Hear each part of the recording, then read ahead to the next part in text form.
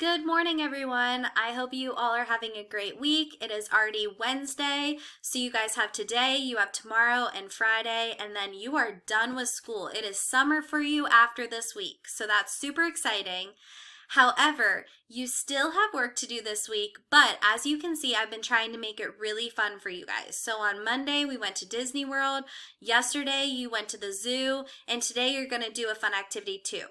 But before I explain your activity that you're doing today, I want to make sure that I go over a few expectations. So even though these things are really fun that we're doing, or I'm trying to make them fun, like on Monday with the Disney World slideshow, all you had to do was go through the slideshow and then write one paragraph, one.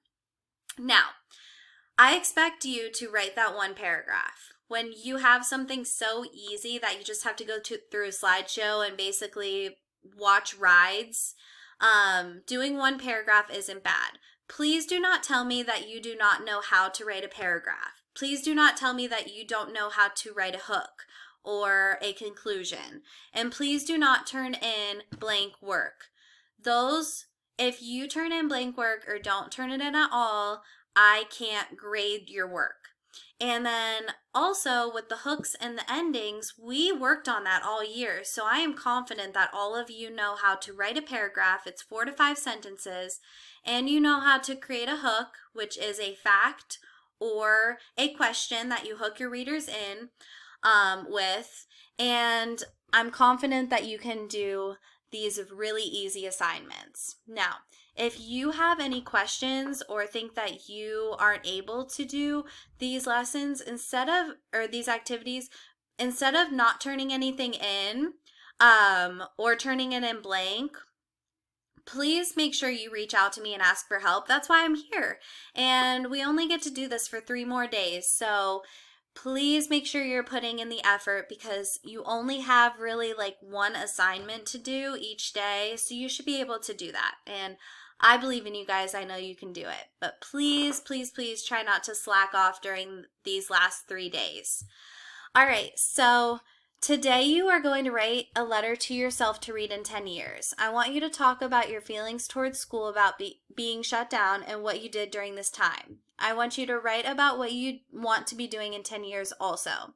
So this might sound confusing, but I'm going to clarify it in this video so that you know exactly what to do. The reason why I want you to write a letter to yourself is because you are living in a moment of history. I don't know if you guys know that or not, but the coronavirus has never happened before. We have never shut down schools before, let alone pretty much everywhere, so you can only be in your home.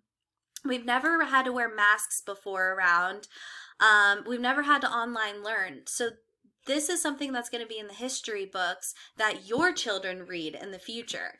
So your writing in this time, your journaling, could be very significant in the future for people to read. So that means it could be very important.